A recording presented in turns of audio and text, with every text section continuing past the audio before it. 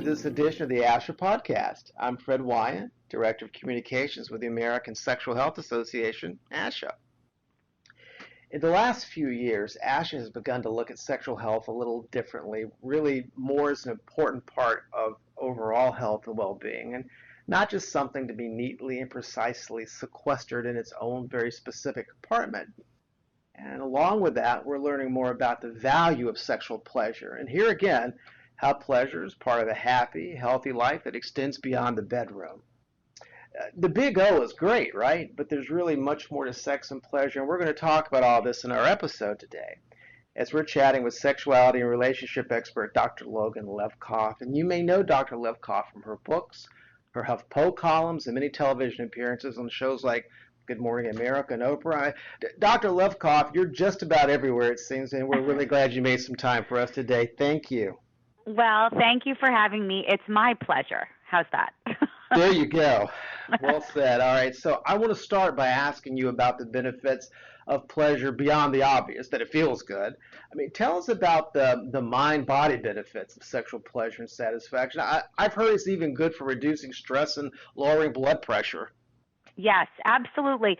I think that one of our biggest challenges is that we think that pleasure is a superficial thing. I mean, important because it feels good to us and it connects us to partners, but we don't realize that it's so much bigger than that and impacts us holistically. So yes, pleasure can relieve stress, help us sleep, relieve cramps, make us feel better about our bodies, connect us with people and our partners, make us understand more about how our body works, which translates into better partnered experiences and actually better sexual, physical health too, because when we understand our body more, we're far more likely to take care of it. So I think that if we reframe how we think about pleasure, the better off we'll all be, body, mind, and soul. Okay, so it sounds like I was going in the right direction, the mind-body connection. Let's talk a little bit. All right, so we've established that pleasure is a good thing, right? So let's talk about how to get more of it.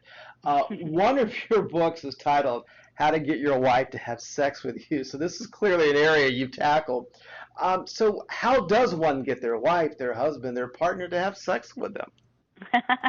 So yes, I mean, obviously that title was deliberately meant to make people laugh and was a very supposed to be funny and sometimes snarky take on the challenges that we have in long-term relationships, regardless of who we are partnered with or who we might identify as. But I do think oftentimes that there is a lot of work that needs to be done, not just what we do in our bedrooms or the places we're most likely to be sexual and intimate, but also even just before we even get there. I mean, so much of what makes us feel good and makes us want to be physically intimate is feeling like we're respected, we're valued, we're appreciated, and that goes for all of us. That's not something that's simply based on someone's sex or gender.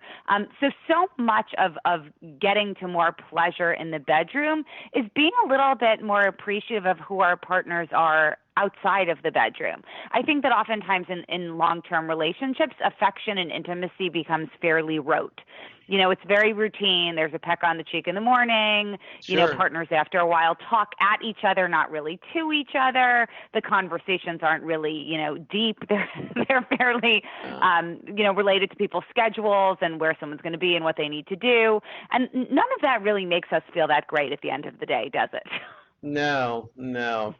And that's a perfect segue to what I'm going to call my next topic, because I don't know that I've really got a question actually in here. It's more as just sort of rambling, so hopefully you'll bail me out. But where I was going with this is, well, then what about looking at sex and pleasure in terms of quantity versus quality? I mean, having plenty of sex is one thing, right? But what about having better sex, more fulfilling sex? And it sounds like that's kind of where you were, maybe we could say we were going with that last bit. Yes, absolutely.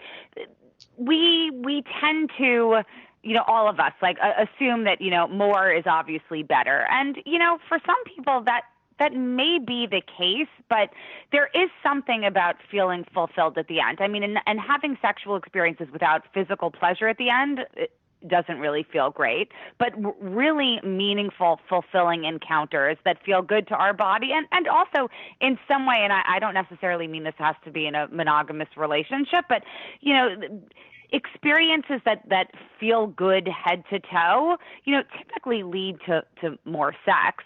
But it's not so much about how many times someone, or someone does it, whatever it may be, with a partner. First of all, that puts a huge amount of pressure on a partnership. It means we're constantly measuring ourselves and our relationships up to other people. And the truth is that people's needs and libidos and what feels right to them, what's their norm or their couple norm, is going to be different from, household to household. So who am I to tell you what works for you? It should be every person for, his or herself. Yeah. So let me just zig a little bit here. So what we've been talking about, my questions, I think, have made an assumption that that somebody has a partner. Well, what about finding a partner? I mean, I know there's a lot to negotiate in a world where you just see in all the headlines, we're too busy for sex, we're too stressed. Sure. It's a hyper-partisan world. Everything's migrating online. The rules are all different, et cetera, et cetera. So just any tips on finding a partner in this modern world?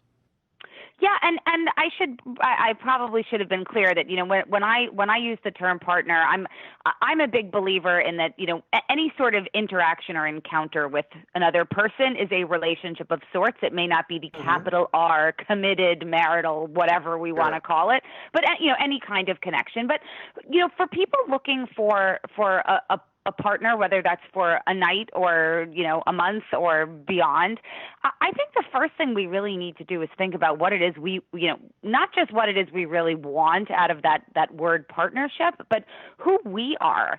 I think sometimes we try to fit ourselves into the mold that someone else, we assume someone else wants us to be, and that doesn't really feel fulfilling at the end of the day. So we have to take some accountability and say, look, this is who I am. This is what I want. I don't want to apologize for it. I don't want to change myself, and I want to be upfront about it. But oftentimes we find ourselves in patterns of playing other people's games or playing by someone else's rules. And in the end, if we treat any kind of relationship like a game, then inevitably there's going to be a winner and a loser. So finally, let's talk about a relationship with oneself. I want to touch on, quote, solo sex. I mean, we've talked about finding partners and having more, or at least better sex with somebody else. But what about masturbation, whether we're in a relationship or not? Masturbation is a hugely important part of one's sexual experience throughout their lifespan, and throughout all life cycles and relationship life cycles. There was always, and still a bit to this day, that it always shows up on some kind of, sitcom where someone's partner is masturbating and it becomes this huge discussion about, is that cheating and why don't I do it for them and all this other, silly stuff. And the truth is, masturbation isn't a measurement of whether or not someone is happy in their relationship. Sometimes it's simply a matter of just connecting with yourself for a moment, right? Like coming back to some baseline for you, relieving stress. It's easy. Sometimes we know that our partners aren't interested in being intimate at that very moment, right? But that shouldn't prevent us from having a moment. Sure. And also just, regardless of partner or relationship status, knowing that your body is not just capable of pleasure, but entitled to pleasure, regardless of who you may or may not be with, is a really important thing to remember. Someone else doesn't make us a sexual being. We're sexual regardless. We've been chatting with author and sexuality expert Dr. Logan Levkoff. Thank you for your time today. This was a lot of fun. Over the years, I've listened to countless interviews that you've done with others. And I'm glad that I finally got to sit down with you myself. So thank you so much for being generous with your time today. Thank you so much, Fred. It was a great conversation and one that can certainly be continued for much more time. Oh, I'll take you up on that. Don't worry. So find Dr. Levkoff online at loganlevkoff.com. That's LOGANLEVKOFF.com. And we'll link to that in the description of this episode on our podcast page. And thanks to everyone who comes to that podcast page. And if you download us on iTunes, we're going to have a lot more, so check back with us often. We're online at ashasexualhealth.org ourselves. And, of course, follow us on Twitter at InfoAsha. You can also sign up on the website to get our our email updates. And when we produce new resources like this podcast with Dr. Levkoff, you will be the first to know. So get in on that. Until next time, this is Fred Wyan for ASHA. So long, everybody.